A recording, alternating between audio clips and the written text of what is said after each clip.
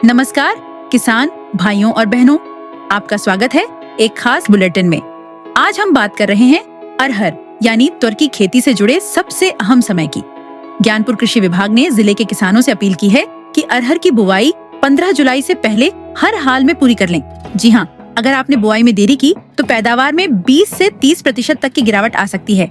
आपको बता दें कि अरहर एक खरीफ फसल है और इसकी बुवाई मानसून के पहले पखवाड़े में सबसे उपयुक्त मानी जाती है।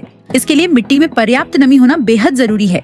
बुआई का सही समय चुनना जितना जरूरी है उतना ही जरूरी है सही किस्म का चयन करना, जैसे कि पीयूष ए मिसिला, मालवीय अरहर 2, नरेंद्र अरहर 2, पार्वती और IPA 203।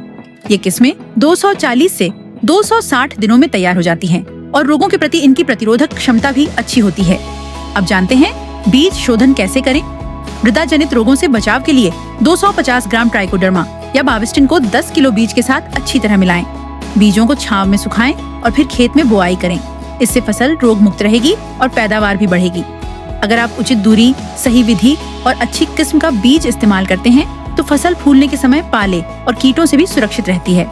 अन्यथा देर से बुआई पर फसल कमजोर हो जाती है, जिससे न केवल उपज बल्कि गुणवत्ता भी प्रभावित होती है। इस समय जिले में लगभग 45,000 किसान अरहर की खेती से जुड़े हैं। सरकार की ओर से उन्नत बीज वितरण केंद्र भी खोले गए हैं, जहां से किसान बीज प्राप्त कर सकते हैं। जिला कृषि अधिकारी RP सिंह ने किसानों को सलाह दी है कि सही समय पर बुआई, सही किस्म का चयन और वैज्ञानिक पद्धति से खेती करने पर अरहर की पैदावार औसतन 20% तक बढ़ाई जा सकती है। तो किसान भाइयों, देरी न करें।